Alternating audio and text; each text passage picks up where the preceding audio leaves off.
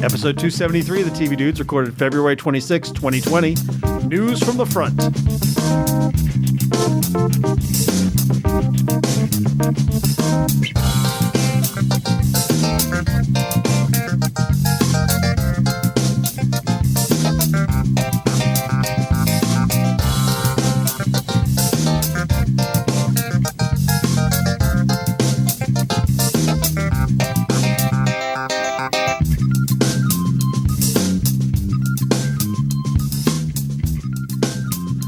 So we got a pretty wide array of different shows this week, guys. We are going to talk Last Week Tonight, returning on HBO for Season 7. The return of Star Wars Clone Wars on Disney+, also Season 7, I believe. And then Hunters on Prime, which is Season 1. Yeah. It's a mixed bag. It's a bunch of stuff. Yeah, we are on the front lines watching all the TV. You guys watched Utopia Falls last week. Yeah, we did. Surprised by that. Yeah. But yeah, everything that's out there. So before we get to that, we're the TV Dudes. I'm Randy. I'm Les. And I'm Kyle. And it is time for our new regular weekly segment, Hank's Watch. So we got a letter. Shockingly fast, actually. I feel like the guy, it was like at the end of Back to the Future 2 where the guy just knocks and he's like, Marty! He yelled our name and I'm like, what? It's like there's a FedEx letter there. It literally feels like we finished the last episode. And he was there. And then started this one. And it was, what do you call it? A cease and desist. Using Tom Hanks' name in our top 5. So we would like to proudly present to you Ed Harris presents the TV Dudes Top 5, presented by the TV Dudes. Kyle, take it away. Each week, we crunch the numbers from Metacritic, IMDb, Rotten Tomatoes, and we find the ultimate ranking of the TV shows that we talk about here on the podcast. Yep. It's a 400-point scale, all right? And this is all you guys. This is the people on the internet typing in, this show blows, audience score, bloop, or I love The Good Place. I'm going to give it 1 point less than Brockmere. So this week, not a lot going on. I was thinking before we got into the top 5, maybe just touch on the shows that we talked about last week. Okay, and sure. let's just see where those went. Yeah. So out of everything we talked about last week, there was one that kind of stood out and made its way pretty high in the list. Not top 5 high, but what do you think the best show we talked about last week was? High Fidelity. You would be correct. Yes, I was going to say High Fidelity. I mean, Utopia falls with a bullet, man. Yeah. So High Fidelity, right behind Star Trek Picard, number 10 spot. Nice. On the list. So yeah, pretty high. Duncanville didn't do as great. We've talked about, I think, around 26 shows this year. Duncanville was towards the 22 mark. Okay. So did it beat October Faction? Did it beat... For the record, everybody, October Faction is the worst ranked show on our list. That tracks. Dead last. I mean, it's not the worst show I've watched, but that's fair. I actually finished it. I feel like there's got to be October Faction worse. Suffers from not a ton of people seen it, so where it is ranked, it's only ranked by a few people. We're taking other people's and opinions they're into all account. pretty low. Yeah, that's what was throwing me. We can't be trusted with opinions. That's why we're outsourcing them to these websites. That's why Ed Harris has supervision over this whole operation. Yeah, that's why he personally checked each one of these numbers. Yeah. I assume. And we've got them from Metacritic, and I assume Ed Harris checks the numbers on Metacritic.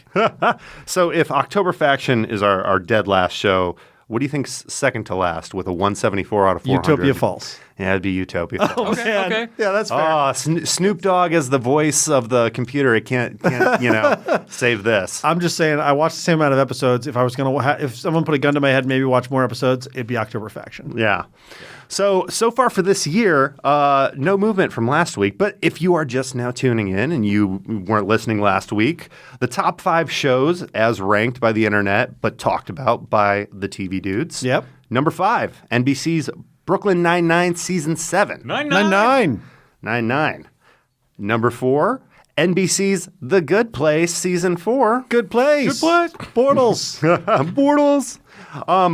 Number 3, surprising enough, I wonder how many times I'm going to say this. Brockmere on IFC Season 3. Coming in for a number 3. Number 2. And the count is 2-0. Netflix, BoJack Horseman Season 6. I got nothing for BoJack. Yeah. And then the number wanked Probably. Yeah, the number one ranked show still from that, Tour de Force network, Adult Swim. We got Rick and Morty season 4. Oh, geez, Rick, we're number one. We're number one again.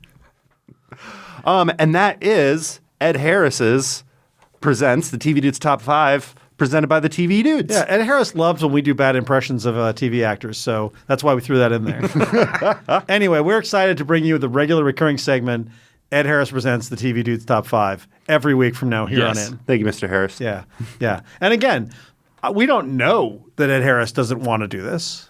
We can only assume he does. There's He no way to seems like know. a We're just going to lovely assume. man. Yeah. He just hasn't sent us cease and desist yet. Right, exactly. I don't know. I watched season 1 of Westworld and thought there's a friendly face. You know what's funny? Never mind. I was going to say, I forgot Ed Harris was in Westworld. He might be a little too TV for this segment. All right. So we'll remind you once again that we have a Patreon. You can go over to patreon.com/tvdudes and throw us $1 an episode. More if you want. We have some other tiers. But that bucket episode gets you exclusive content every week, and it gets us access to streaming services and our website and that kind of thing that we cannot do without you guys. And we really appreciate our patrons.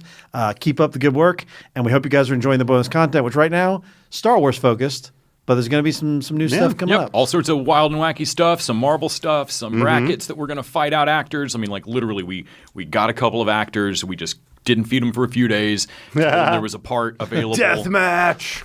No. People who listen to the show, they know at the end of the show, we quit talking. But if you're a Patreon subscriber, we don't quit talking at the end of the show. You just go over there to Switches to Patreon. the electromagnetic spectrum, and Patreon subscribers get a special device where they can hear the rest of the episode. Is that how it works? Yes. Because I didn't really know. I mean, Grant ran it for a long time, so I assume that's true. Yeah, we beam straight into at least 23 people's faces, just right into their heads. The secrets of the TV Dudes Illuminati. I mean, forever unfolding. So let's talk our shows for the week. Let's start with Last Week Tonight with John Oliver. 7 seasons in. Last Cuck this Tuesday with John. What's his? I'm sorry. The favorite running gag for me on his shows is when people mix up the name of his show. Like whenever some politician complains about John Oliver, and then he'll butcher the show name worse. It's so great. My favorite running joke is Business Daddy. That's my favorite. Business Daddy is good. Where he yells at is it AT&T? Yeah. Because they own HBO, and honestly, probably all of us. No, I just love the fact that he is not scared to spend stupid amounts of money on anything. Yeah, like buying a bunch of medical debt and forgiving it. Yeah. Or umpteen mascot outfits of varying sizes and quality. Or wax replicas of several presidents. Yeah. Yes. It's just really great. Like I'm so glad his show is back. I couldn't do this year of What's Coming without John Oliver on the air. You need the absurdity of it. It kills me that he is the entirety of journalism. Yeah. Well, it's funny because when Jon Stewart retired before the 2016 before the 2016 election, I was like, no, don't leave us now. We need you. We need you. He was wise because I think it would have killed him. Oh, yeah. Like when you got to the end of the show, like your first reaction is, oh, no, I don't want him to leave. And then your second reaction was, oh, wait, but yeah, he's probably going to die if he doesn't quit doing this. When Stewart showed back up like a year later and threw the lightsaber away, he had the beard. But John Oliver and Samantha Bee, to a lesser extent, have picked up the torch. And I think John Oliver does. I think it's funny because this show started out a little rough. Like I liked the first couple episodes, but it definitely felt like John Oliver's Daily Show. Like it was a little bit of like John Oliver's Daily Show on HBO. Do you guys remember when John Oliver did have the Daily Show? Oh yeah, I loved it. Yeah, I was over for a while. really surprised. And when they actually started this show, he took he didn't take. I mean, but the head writer of the Daily Show went over to HBO with him. That makes a lot of sense. When Jon Stewart was directing the movie about the guy that they actually got. Yeah, which unfortunately was not great. No, with Mozart in the Jungle, that guy. Yeah, the Daily Show got a dude did an interview with the Daily Show, and that specifically is what got him interrogated. That's a pretty crazy story. But John Oliver took over the desk in that time, I think. Yeah. And it was just great. I was really surprised, Ever too. remember Carlos Danger? No. You don't remember he would do the bit? Because that was what's the congressman's name? Weiner. Anthony Weiner. Yeah. Which, by the way, reality's so on the nose sometimes. Oh man. But he would do that thing where his online name was Carlos Danger. And they would start playing Danger by Mystical. Oh my God. And John Oliver would start dancing to it. And that is amazing. Oh, I do remember that now. Last Week Tonight, settling into this deep dive explanation of some pretty wonky, boring topics. Yeah. Is fantastic and And has educated me on so many. I mean, I've done a fair amount of reading on the various Medicare for All Same. proposals. Yeah. This has been talked about for 4 years now, at Yeah. least, in serious presidential conversation.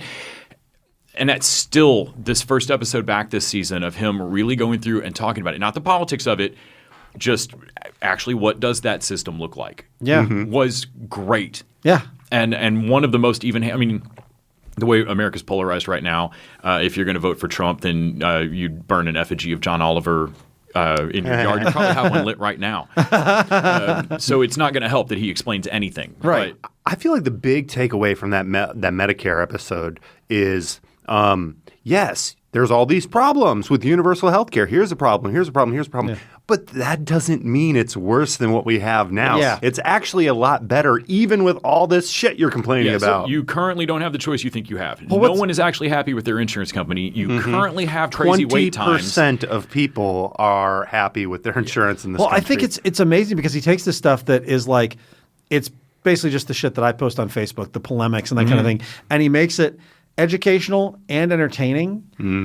And and not just like about American topics too. That's one of the things that is a benefit of having a guy who is a British immigrant come in and do this is that he is like, you guys know there's like a whole other world out there, right? It's so complicated And that 22 out of 23 developed nations have it. Yeah. And the jokes that he makes about the things that when he'll joke about something like and you know you're so inconcerned you don't even know that is in Kenya.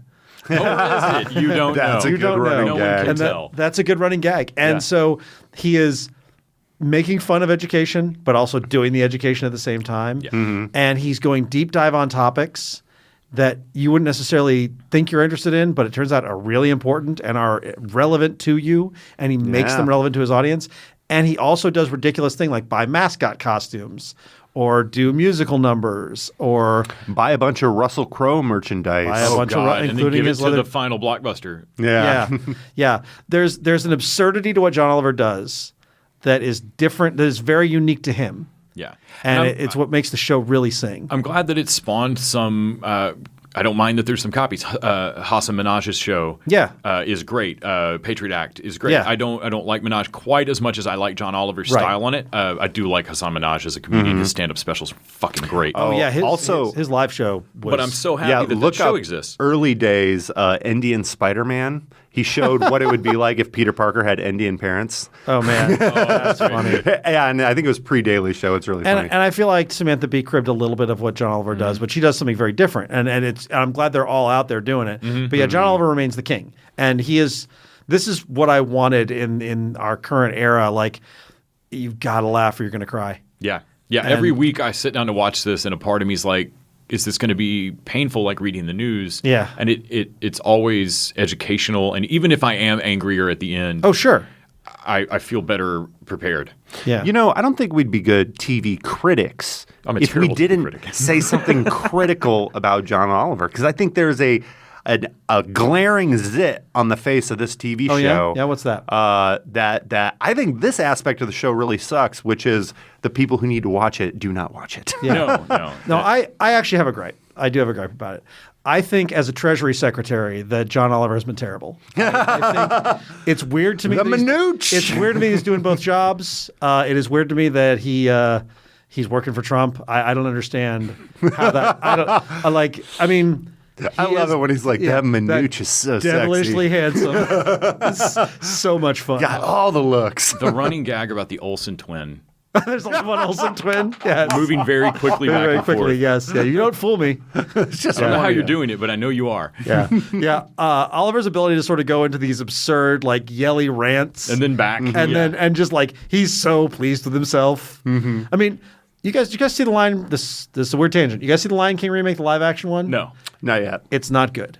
Like Jon Favreau did not do a great job, but John Oliver plays Zazu, and there could not have been more perfect casting. Like Zazu, John Oliver playing Zazu is the perfect role. I am ready to see Infinity Train, new cartoon that's coming out. Okay. John Oliver plays two halves of a little robot orb that follows the main girl around, and like one half is super optimistic and one half is super pessimistic. Okay. And like they make one complete. Sounds robot. awesome. Yeah. Do you guys So see it's John Oliver being the sad robot? when John Oliver showed the before and after? That pic of him from season 1 of the show? yeah. Because if you had asked me, I would have said, "Oh, they've been doing this 4 seasons, maybe." And no, you see he looks like Obama at the end of Obama's presidency. That happened to Jon Stewart too. Yeah. You know, it's funny. If you give a shit, you age. Turns out caring is what's going to kill us. Turns out caring is what's going to kill us. So what you mean is life is death?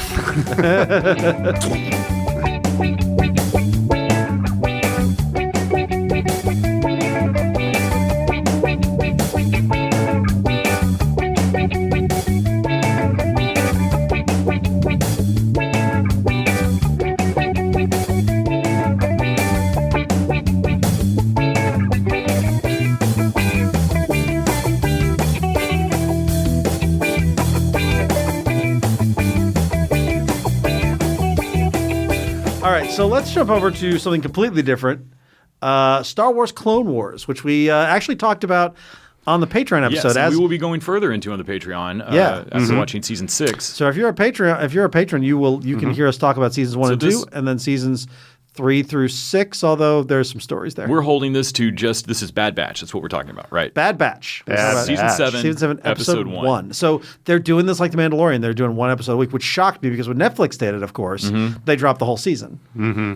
I was so happy to see Rex, though. Oh, yeah.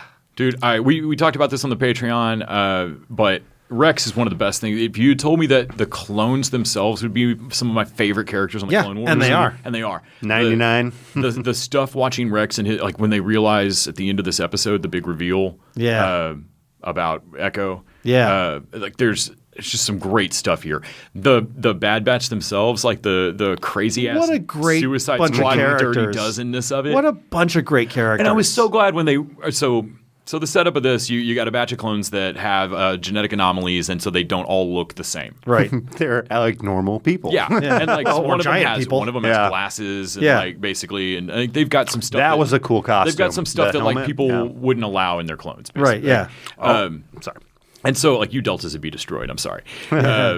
But when they get off the ship and you first meet the Bad Batch, I thought for a minute that we were going to have this whole episode where the real clones and the Bad Batch clones don't work together well, or they hate each other, and it's going to be a bunch of tension where nobody wants to do. Nope.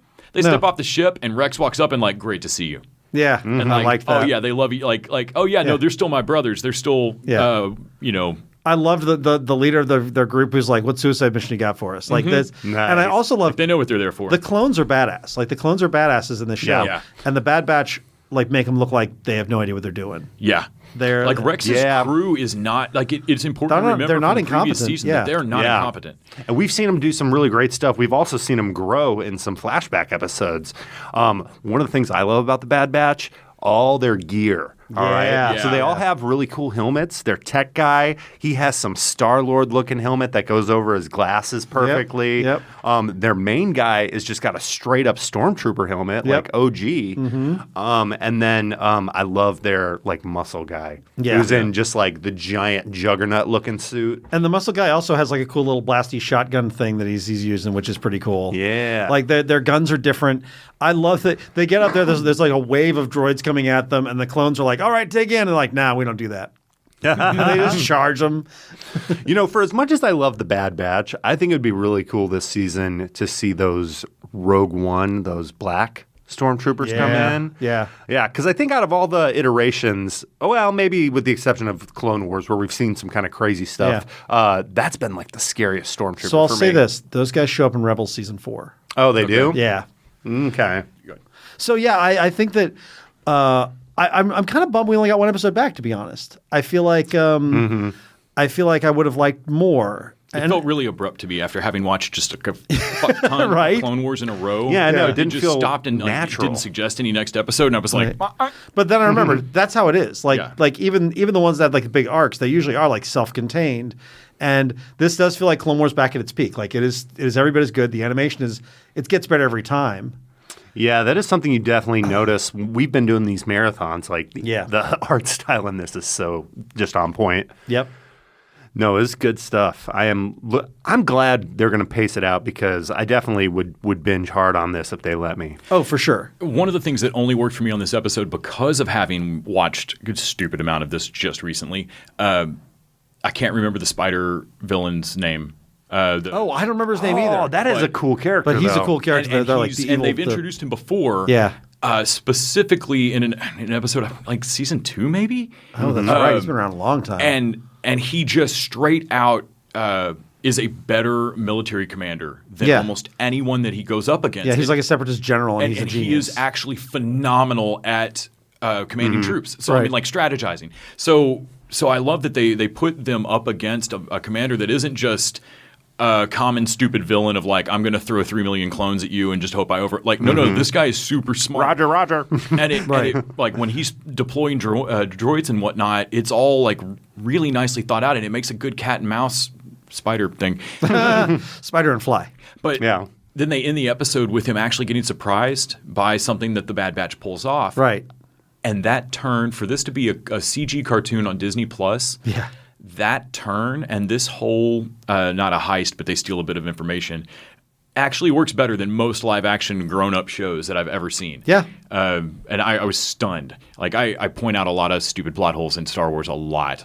And I got to say this episode back was one of their best. Yeah, I agree. It's really good, and I'm glad. I didn't literally just finished season 6 yelling about how dumb this plot show was on a text thread with y'all. like I didn't need more Clone Wars. I like Clone Wars, but I didn't really need more. But I'm glad it's back. Yeah. Les, I'm glad you mentioned that. Can I just tell the viewers about what we woke up to the other morning? Oh, the flood of texts. I watch most of my shows like at early in my day. Yeah.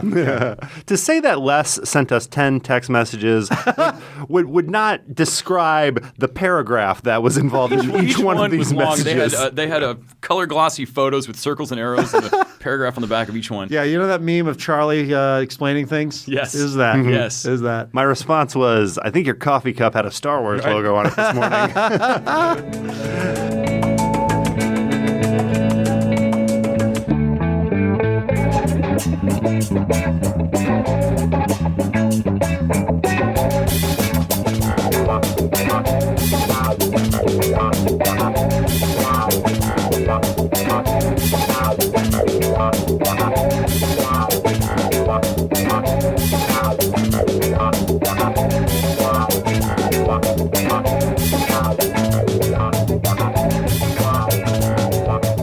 All right, let's jump over and talk about Hunters over on Amazon Prime. This is Al Pacino doing a TV show, which is pretty notable. It's 1970s period piece about a group of Nazi hunters.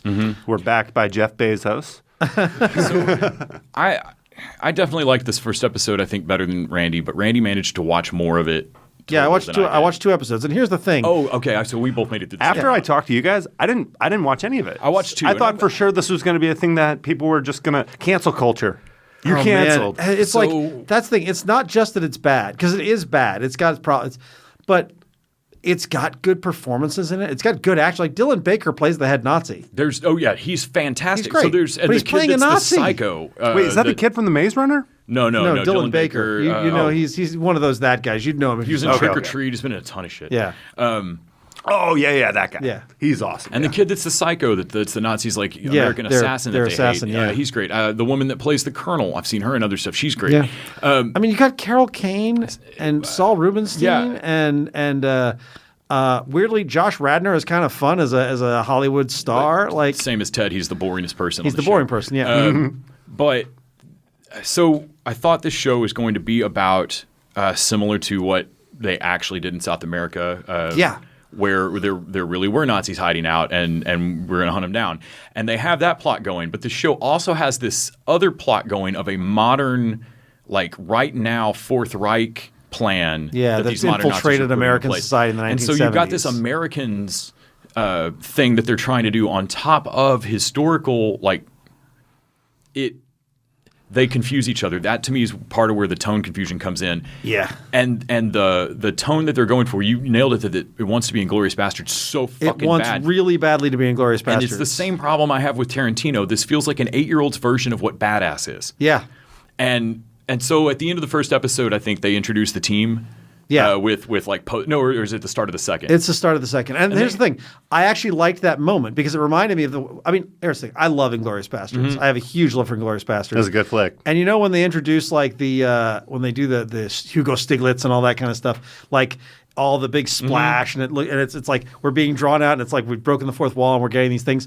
When they do that, they give us these title cards for all these characters and they introduce them in these badass ways and I'm like, oh, this is cool if we do more of this. But no, it's just that's it. That's all they do. And my issue even with that is that like when they throw up those movie posters or whatever, you have a moment there where you could actually give me additional information about the character or show me their backstory. But that's not what they do with those. It is just a visually cool poster. Yeah. And so, like, they just throw your name up in a wicked font for a second, but they don't take the opportunity to add anything. And they do it later with the dance number on the doc. They just have a dance number. They don't use it to further anything. It's literally just a moment that the characters drifted off, and then he gets snapped back. Yeah. And it feels like these lost opportunities where they just go for style and don't add anything to the scene or to the show. There's a lot of style over substance here, and there's a lot of little things that show that maybe someone wasn't paying attention to the story. Like every pop culture reference they make is anachronistic and dumb. Like you don't. The kids are coming out of Star Wars and they're talking about Darth Vader and they're talking about how Darth Vader is a black man and all this, and I'm like, this is shit that people came up with in the 90s when they started doing postmodern criticism. No 13 or 14-year-old boy coming out of Star Wars was talking about that. Kevin Smith did Darth Vader's black guy. Yeah. Later. When it'd be around. But those kids were gonna be talking about how cool everything was. That there's when 70 Show did Star Wars and they all went and saw it 8 million times. Like the attempt to do this postmodern commentary in the period doesn't make any sense. His friends' names. Oh yeah, are Booty Hole and Cheeks. Yeah, yeah. And no one ever. It's childish. And here's the thing: you can do childish. That's allowed. But not when you're dealing with the fucking Holocaust. Not when most of the stuff here, and I mean the villains are Nazis. And this is the Holocaust. Like this is, I recognize that all bad 80s movies are dealing with like large-scale cartel drug smuggling or human trafficking. Like it's not like those aren't real issues. Right. Red Scare. Yeah, but sure. There's something particularly just onerous to me about this show having this cartoon badassery tone and also nodding towards the actual Holocaust. Plus, I completely agree. I'm blanking if it was the American Jewish, which group just came out on Twitter about the chessboard. So I was watching this. They do this thing where they flash these Nazis before they kill them, what the things they were doing in the camps. And it's like one of them was he would get another Jewish chess player, he would get actual prisoners, and he would make them play living chess games where they had to kill each other. And then one man was left standing. And I'm like, that's horrific, but I don't think that ever happened, and it sounds cartoonish. And then there's another one that's like, God, what's the other thing? They do some other it's the sound experiment thing where he has them sing a song, and when they get something wrong, he shoots them until there's only one left. There's only one guy left. And I'm like, I understand that they were horrible people killing people, but they weren't doing it it wasn't an entertaining way. It wasn't like they're not super villains. Mm-hmm. They're not, and so it's disrespectful. And as someone pointed out online, they're like, hey, dangerous. That's dangerous. That's actually dangerous. Like you're giving Holocaust deniers fuel to be like, look, this was on that Amazon Prime show. Sometime in the next year, you're going to see a meme about how terrible the Holocaust was on some anniversary of something with World War II. Yep. And it's going to have that very realistic period photo of the chessboard from hunters. Yeah. And one of the comments is going to be, the Holocaust didn't happen. That's from a fucking show. Yeah. Have you seen the guy online who will take people's selfies from Holocaust memorials and will Photoshop in photographs from the camps from earlier times. Oh my Yeah. God. So yeah, this is like a thing where like people will go to a Holocaust memorial, will stand on Super something like rigorous. that and do like Who a the yoga fuck pose. takes a selfie at the Holocaust Lots Museum? of people. But you know what's great too is he puts these things up, totally embarrasses these people, Yeah. Good. and gives them the opportunity to take it down. Yeah. So even though you can still see his photos on his site, a lot of these people, as soon as he does that, they take them down. Nice Yeah. teachable moment there. So Yeah. a friend of mine, oddly, was touring Auschwitz like 2 days ago, Right. and took some photos. It took him like 3 days. It took him a couple of days to go back through the photos and post any of them. Yeah. You don't have to make anything up. No. You don't have to make a single thing up. It's very awful. Like, and also, don't try to make me feel bad for the Nazis. There's a bit here where they have the kid, and it's so predictable. That's another problem with it. But the kid like feels sorry for the Nazi that they're asks torturing, and if he goes can in to give him a glass of water. And of course, the Nazi turns on him, and the other soldier has to kill him, and they're yelling at him for being stupid. And I'm like, you're right, he was stupid. And why are you feeling sorry? Like, I don't tell me about the morality of torturing Nazis. I'm like, no, these guys are in the right here. Come on. Well, and that's what Inglourious Bastards did. Yes. Is when they made stuff up, and when it got violent and things, it was violence towards the Nazis. Yeah. Like we just need that Michael Fassbender Magneto hunting Nazis show. Yeah. I also- like when's that coming out? Yeah. I don't really like any of the crew. Yeah, that's a big problem. So the nun, I absolutely hate. Yeah, me too. Like, I don't like her character. She seems to hate everybody. They all hate the kid. Yeah. I feel like they're trying to show us that the people that would go hunt people, Nazis or not, are damaged. Yeah. And I get that. But it's made for a very unfun. The coolest thing that happened so far is Josh Radnor, like when they're going through the plan and they point, like, Lonnie, do whatever the fuck you do. And they leave it as kind of a joke, but then later when they're actually pulling off the plan, I really like what Lonnie does. Lonnie's the one that's kind of left to free float, and he just wanders around the apartment and finds like a secret door because the rest Yeah. of them have jobs. Yeah. And I was like, and that's fucking brilliant. Yeah. Bring an extra dude just to look around. yeah. And I thought that was really cool. But He also breaks the easiest code in the world. yes, oh my God. It's so the there's a writing lot- is so lazy. So bad. And here's the thing. Lazy I want writing. this show to work so fucking bad. You don't understand. Yeah, Like, I really wanted this. I anything wanted to that enjoy makes- it. Anything that makes Jewish people the badasses that are fucking killing, not like. Yeah. I want as many shows as possible that show me badass Jews. That's fucking great, Yeah. man. Yeah. I mean, Hebrew Hammer was not a great movie, but it was fucking awesome. Yeah.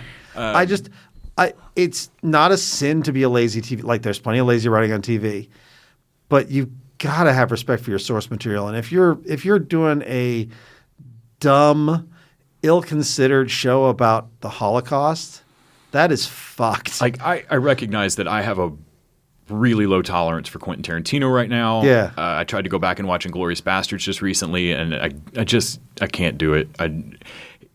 That feeling that this is what an 8-year-old thinks is tough. Yeah, And yeah. This is what a little kid thinks strength is. yeah. Jew bear. It just comes through too much. And oh my God, if that had been Sandler, Sandler was the original casting for the Bear Jew. Oh, you're kidding That's me. crazy. He couldn't do it because like He would Grown Ups 2 or some He shit. would have killed at that Yeah. though. I'm just I saying, know. have you seen Uncut Gems? Sandler could have pulled Not that yet. off. I mean, I'm a punk drunk love, huge fan. Yeah, I love Inglourious Basterds. It's one of my favorite Tarantino flicks. So we're on opposite sides of this, and we both hated Hunters. Yeah, I This made it through it's 2 not a good episodes. show. I don't want to watch You know, anymore. since we're talking about hunters, I always am trying to pitch these like really off episodes of TV dudes, like the game show episode, or we might have reality TV coming up. Yeah. There is a network that does nothing but hunting TV shows. I think it's called the Outdoors Network. Yeah. My dad watches this We're just gonna all watch it. the Is there time. still an NRA channel? Are we just gonna watch it? I mean, it's kind of like that. It's like, like this hour we're killing elk, next hour we're going to be snipe hunting. Bass fishing. Yeah. And then they do fishing at one point, but it's just like show after show. And he just has it on in the background. I wonder if Hunters is going to go to the Outdoors Network. God. Yeah, I hope this fails so badly they don't do another season. It's everyone involved should be ashamed of themselves. It's so terrible. I mean, I've seen some reactions online that love it, and I realize that other people have different lines of what is fun, Sure. awesome action, Yeah. and some of these things just aren't going to bother other people. And again, I'm happy that there's a show that makes hunting Nazis a fun action romp. yeah, the thing is, This like, really didn't work for me. I I have two problems with it. One is that I feel like it's a lazy, poorly written version of a show I would have liked if it was done better. And the other is, in being so lazy, it's actually offensive. That first episode's an hour and a half long, and they still don't actually introduce the team. Yeah. What is the badass? So, like, if you don't like Inglourious Bastards, if you don't like this, what is it? Munich? Is that the badass? Munich is boring, man. Munich is so dull. Munich is dull. I thought Munich was badass. Munich That's where it's so like all dull. it's like Argo, but it's like Jews going over there to I haven't seen like it. Munich was so boring. You put Eric Bana in anything, you put me to sleep. You can watch Schindler's List. Yeah, you can. put Inglourious Bastards back on if you don't want to watch Munich. Or actually, Jojo Rabbit if you want to get this. Jojo Rabbit, fix yeah, going. sure, yeah. If you Jojo don't was want to watch good. Hunters, just watch the last third of Inglourious Bastards. Yeah, you'll get a better version of it. Did they ever make a Heathers TV show? Yes, They did. It Yeah. was not great, as I recall. That's what I thought you said initially. We're watching Heathers. All right, well, that'll wrap Bunch it of up for preppy us high this school week. kids hunting Nazis. Want Croquet mallets. to thank you, Les. Thank you, Kyle. Oh, thank you, Randy. Thank you, Mr. Ed Harris, for your proud Yes. sponsorship of our top 5. Thank all the popular girls at the Nazi hunting table. Yeah, thank you, Tom Hanks, for not suing us. Yeah. Thank you, Tom Hanks' legal team, for the lovely stationery. That was very nice. Thank you, listeners. Thank you, patrons. We'll be back next week with more. Until that time. TV Dudes out. The TV Dudes is an independently run podcast out of Austin, Texas. We are exclusively listener supported. If you'd like to help us out, go to patreon.com/TV Dudes. You can also find us on Facebook, Twitter, and Instagram at TV Dudes. All the music for our show is done by our friend and original TV dude, Gregory J. Amani Smith. To find out more about us, go to thetvdudes.com. I'm Randy Lander. I'm Les Weiler. And I'm Kyle Scott. Thanks for listening.